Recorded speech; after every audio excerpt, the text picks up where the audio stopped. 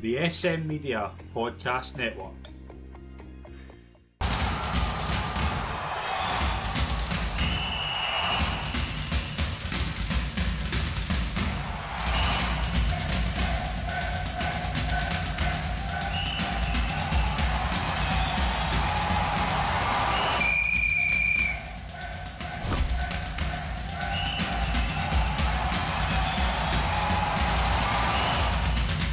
Hi folks, and welcome to the latest episode of the Ref's View right here on SM Media. I'm Scotland Pike. It is always a delight to be your host as always. And remember what I said last week about being good for the soul but bad for business?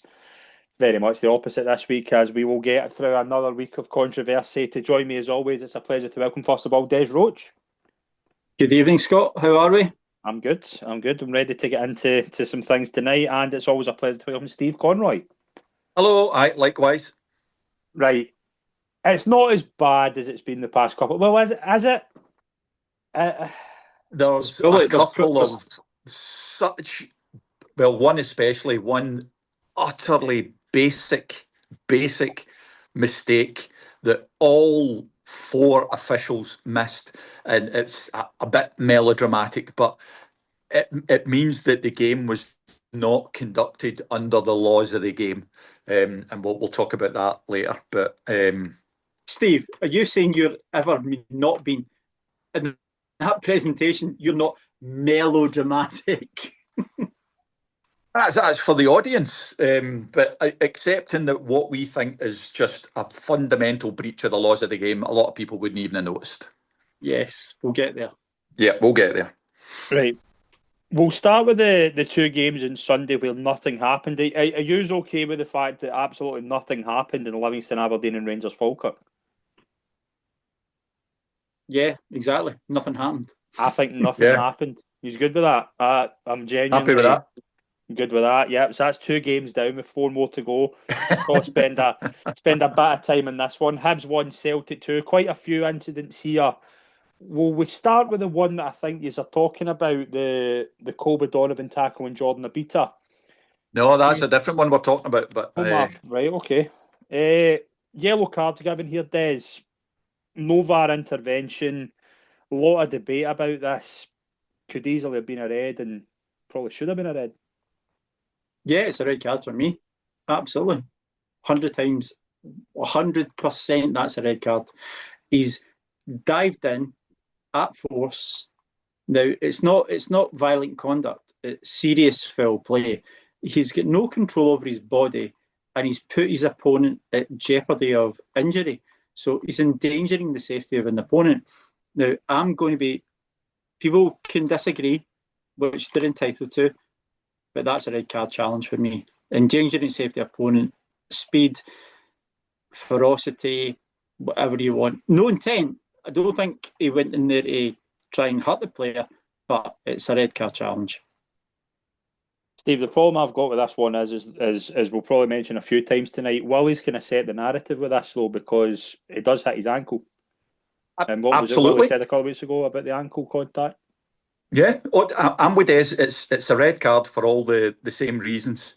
But Wally Vision set the template, the precedent now, because apparently it's all right to do whatever you want to an opponent's ankles. And at worst, it's a yellow card, because we can all manage perfectly fine and walk about unhindered with a broken ankle.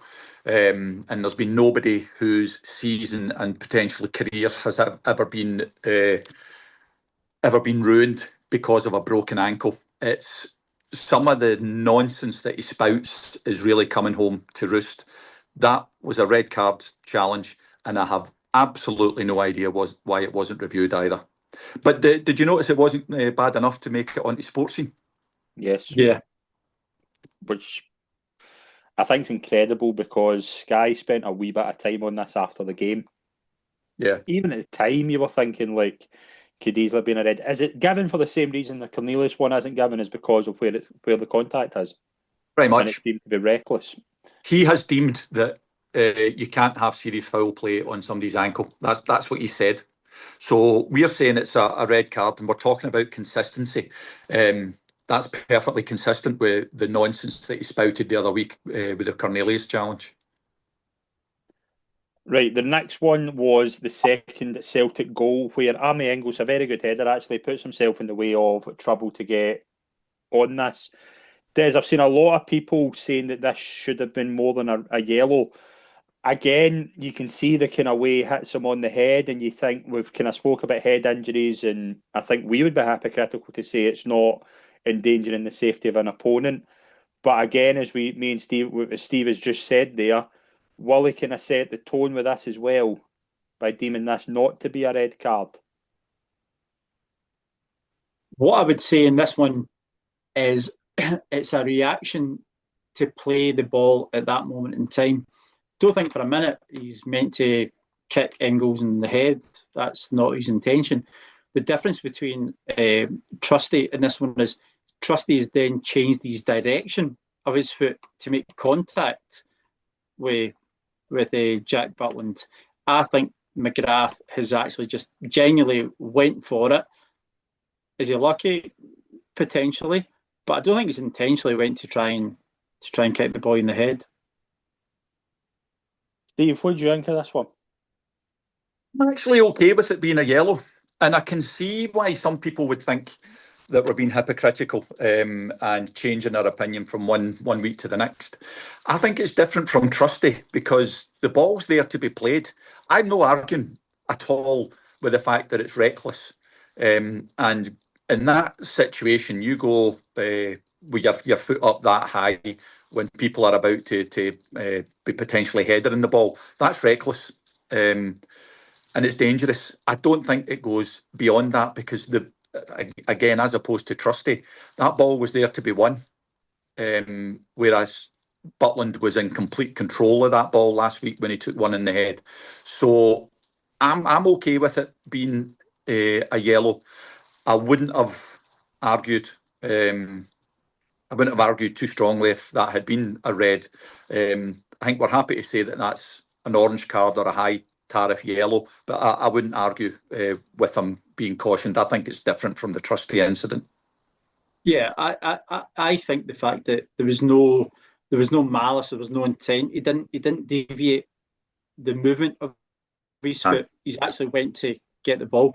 Where, for our opinion, Trusty did change the direction of his leg and his foot. So, no, I'm okay with that. We also had the incredible scene of Jack Iredale coming on the park in somebody else's shirt, Des. That is basic errors 101. How the blinking goodness did he get on the park? That's there's a few. So there's a few victims. There's a few suspects. There's a few victims, yeah.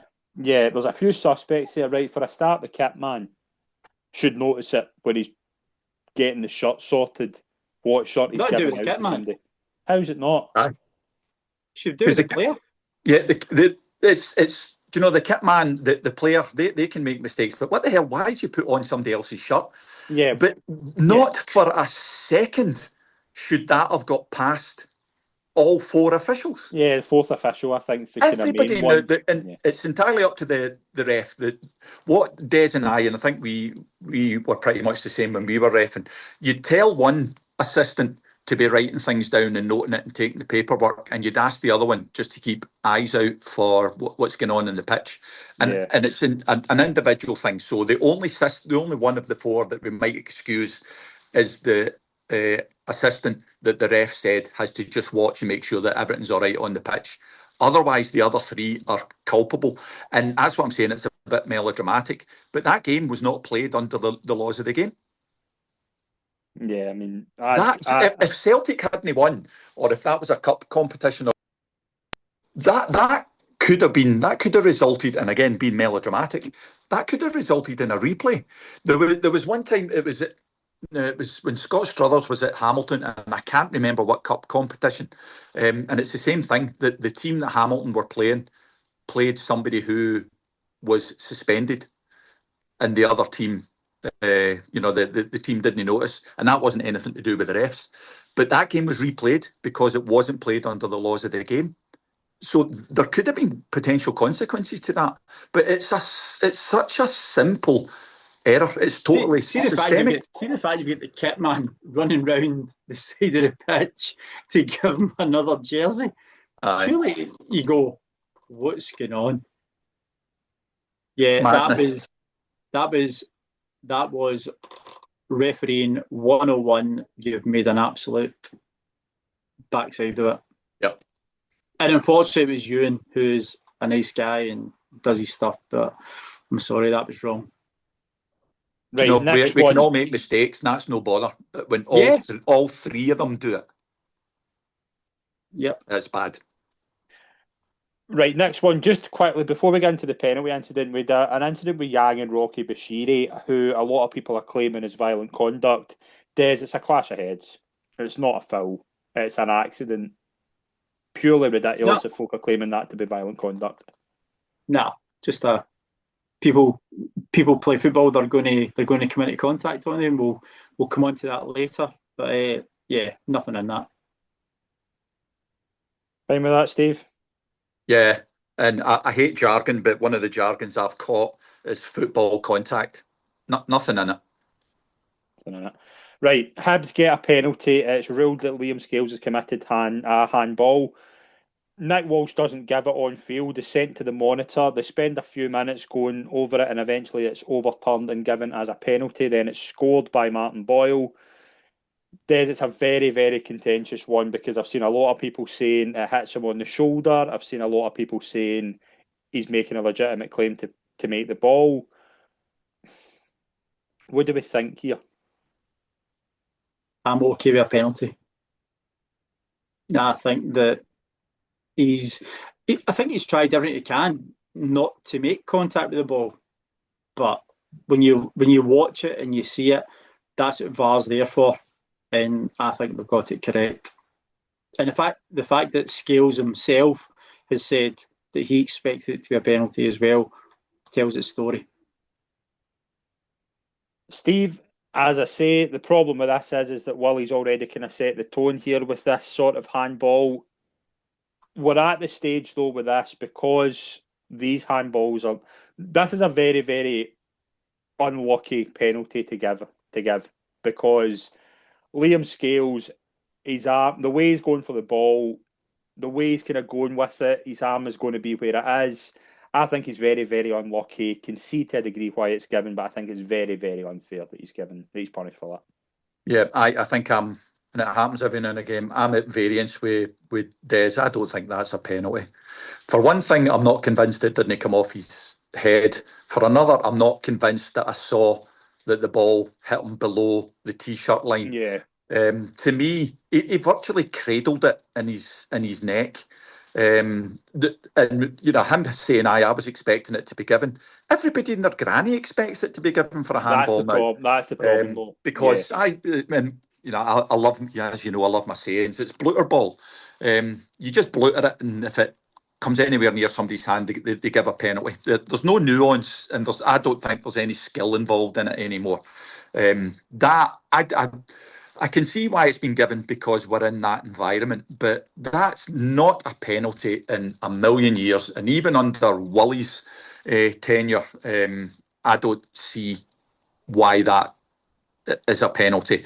I don't see why there was such a clear and obvious error to get VAR involved.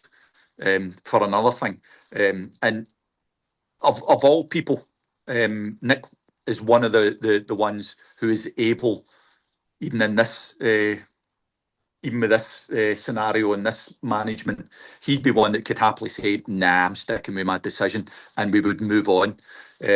He could have set a benchmark, but it's a nonsense, and it brings us back to blooter ball. Just hump it and see what happens. And that's the thing, though, because they take at least 3 minutes to decide. And the argument is that clear and obvious? But the problem you've got with this is that it's so microscopic because there's clearly, it's not a question of, is this a deliberate handball? Is it not deliberate? They're obviously trying to judge where it's hit him and if what's a handball and isn't a handball and where it hits his arm. Yeah, not for 1 minute do I disagree what we've been saying. Steve and I God, Steve, we've been doing this for about 4 years, 5 years. We've said handball should be deliberate and obvious. That should be the definition. But what we've seen, and that's why I'm saying I can, not doing the royal we, because I'm no Willie, I'll do I. I can understand why that was given as a penalty, because we just don't understand what handball is anymore. It's so manifested in so many machinations. It's ridiculous. So what you think's a handball, what Steve thinks a handball, what I think's a handball, do you know what? We all just stuck it in a tombola and go, yes, no. Nobody can tell anymore. Yeah, no, I think that's the problem with this, is that it's so contentious, it's so up for debate. You can't determine completely whether that's a penalty or not. No. There was one guy replied to one of our posts over the weekend and said the only way round it is to make any and every handball a foul. And that, every fibre in my being screaming at that, because that just removes skill. But you know what? Maybe we just have to do that. The only way is that if it skiffs off your hand, no matter what the circumstance, it's a handball. Or we go back to the old way, that if I think it's deliberate, I give it as a penalty. End of discussion. It's my opinion. The other problem with this is as well, that's given, but the one last week at Rangers Livingston isn't.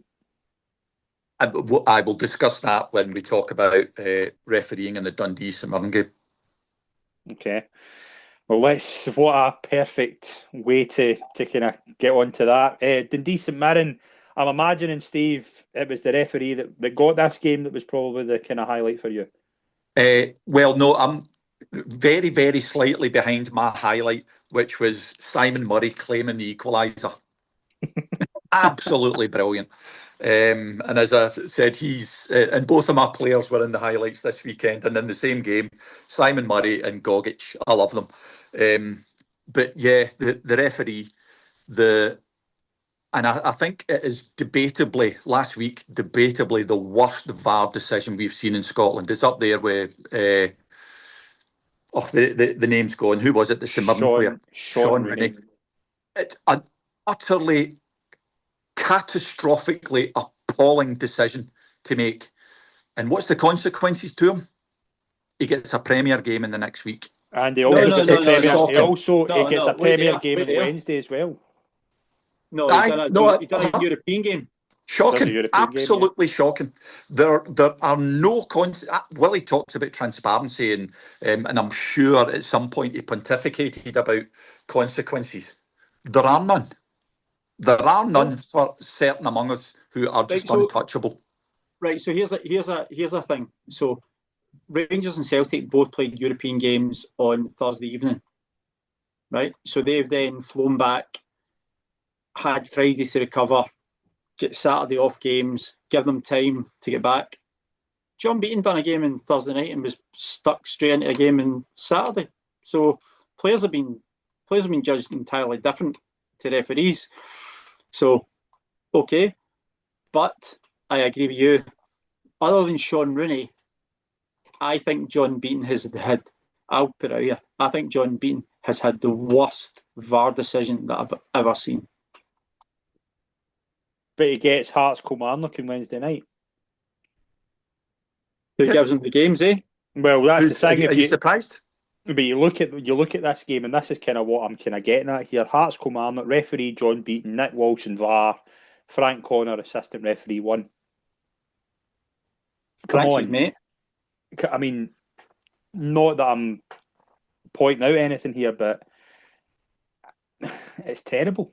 The untouchables, it's ridiculous. And we'll get into Mr. McDermott in a minute, as I'm sure everybody's waiting on. But he's a VAR for Falkirk Motherwell.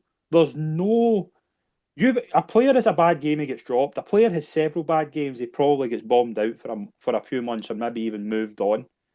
That isn't happening here. No. And I'm slightly changing my slant on Matthew, and we'll discuss that. But it's the same. there are no consequences to some of the refs. Right, Motherwell 0, Hearts 0. Couple of semi-incidents here. Motherwell had the ball in the net. It was disallowed for offside. Des, I've had a problem for a long, long time, probably since VAR was introduced about Motherwell's camera angles. I would say Motherwell are probably the way the kind of stands operate. The camera angles are the worst in the league for me. And it's this kind of on display here because it's a terrible angle, this one. For me, this one. And it shouldn't be, because they should all be calibrated the same as in like what view they're getting, because you shouldn't have a different angle at Fir Park to Ibrox to Celtic Park to Falkirk Stadium. Should all have the same angles, because therefore the game's not being viewed the same. So no, we don't have goal line technology, so we will never know the truth. We will never know. It didn't. To be fair, to me, it didn't look like it, but we've got no evidence to say otherwise. So, again, would we all say, Steve, VAR light, in the fact we don't have goal line technology? Yeah, well, goal line technology obviously is the next one. Lauren Shangland is a header cleared off the line. I've seen certain people saying that this is in, and look, Steve, there's no way of knowing, as Des says. You can't tell.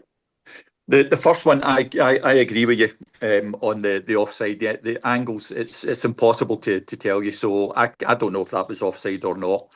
It looked offside. That's all I can say. It's just the camera angle doesn't give you a definitive 100%. Yeah, I agree. And yeah, we've got VAR light. We've got diet VAR. We don't have goal line technology. Again, it's the same as the Celtic one that last season or the season before, whatever it was. The Shankland one looked over the line to me, but that's not good enough. No. Same with the Raskin one. Same with the Raskin one at the end of last season. Like there's no way of knowing. The only way we're knowing is the technology, and we're not going to get it. So utterly impossible. So you need to go, and that sounds as though it's grudged. It's not. There is absolutely no proof that the on-field decision was wrong. So off we go. Yep, absolutely. Right, Kilmarnock 1, Dundee United 1. Few incidents here. We should just say off the bat, Matthew McDermott was a referee. Dundee United got a penalty, Des. Given and saved. I am very, very split on this. I'm split on all three decisions here. I've actually got...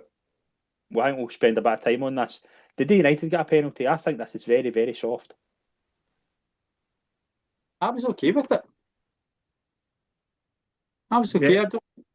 I'm all right with it as well.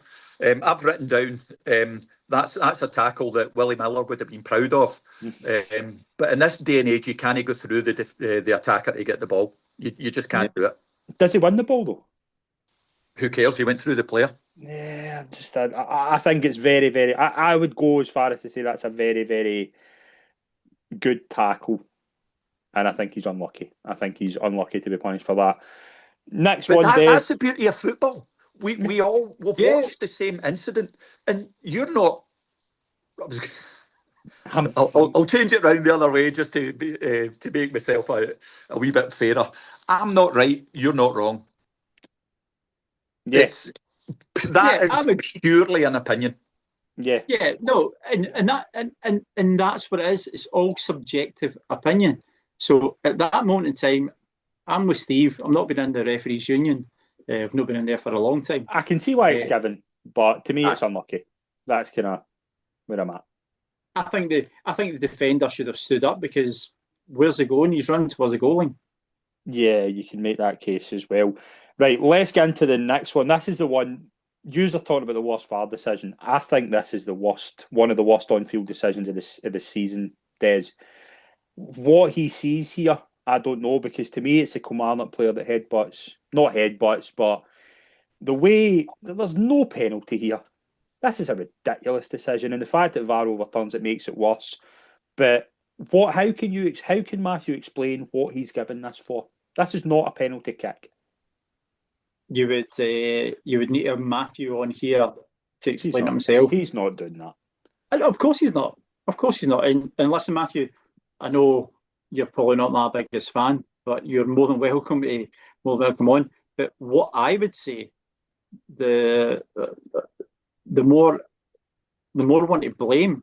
Is that what you say? More one to blame. The one worse to blame is VAR, because they're backing up Matthew's on-field decision. On that though, and I'm not disagreeing with you, but Chris Boyd made an interesting comment on Sky. Can that get overturned, or are we at the stage of re-refereeing the game? It can be overturned. Yes, it can be. At the time, yeah. It's there to rectify a clear and obvious error. And I keep saying it, but we're refs, we're human, you make mistakes.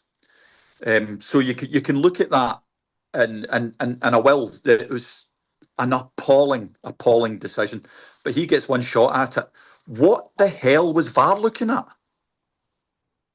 And we keep saying that VAR doesn't work. There's nothing wrong with VAR. No. Everything that you needed to see in that incident was glaringly obvious. But we still somehow thought that was a penalty. It's an appalling decision. No, so Steve, we didn't think that was a penalty. They thought that was a penalty. Yeah, no, absolutely. It's shocking. Absolutely appalling. And this is where I'm going to come in. And we have, because Matthew, and there's no way around it. Matthew is having an awful season. It seems to be every game, whether he's in the middle or whether he's VAR. That's not exaggeration. He is every single game. There's some, and I used to love it when you were doing games abroad, when the foreigners accused you of having a catastrophe. Every game he seems to have one, and they keep putting him in. I think that's cruel. Yeah, if they keep doing that, the boy's confidence might never recover. It's cruel, and he needs a period out of the limelight where he can go back to Stenhousemuir, Stranraer, he can go to Airdrie, and no offence to any of them, where he can just relearn his trade. But here's the problem. It's not fair what they're doing to him. Here's the problem, though, and somebody rightfully pointed this out to me today. Say he goes down to the lower leagues. His ability as a referee isn't going to get any better. So is he now going to make the same mistakes in those games, and it's going to be less scrutinised because there's less eyes? That's what we do with footballers. Exactly as you said. If somebody's having a mare of a run, you take them out. Mm-hmm. You put them in. The under 21s, whatever the equivalent is now. It's the same with refs. Give him a chance. And I had great hopes for Matthew when he was breaking through. But those hopes have obviously been dashed for me as well as for him, no doubt. It must be awful every week reading about yourself. He needs to get back and learn how to do it again. And of course he'll make mistakes at all these grounds that we talked about. But, and again, no offence to those guys. That's where you're meant to make the mistakes, where you're coming through the ranks and you're learning how to do it. He needs to learn again how he does it. And if they keep doing this to him, they're going to destroy him. The problem is, though, is that you can, as Steve rightly says, you can make one or two mistakes in a season and you can be caught out a couple of times, you can make the wrong call. We are now into double figures this season for times that Matthew McDermott has made very startling decisions. Well, what's the definition of insanity? Keep doing the same thing and expect the outcome. So while I've got no axe to grind with Matthew at all, I think Matthew is a nice guy. He ran the line to me a few times as we were coming through and as he was coming through. I think you need to look above and look at how he's been managed. And is he being managed for his betterment? He's not. No. Absolutely not. And they're putting him back into the same positions, putting him under pressure, putting him in under scrutiny from a national public. I think it's very, very poor man. I don't think Matthew McDermott is a bad referee. Matthew McDermott knows the laws of the game as much as Steve, as I, as Joe Bloggs.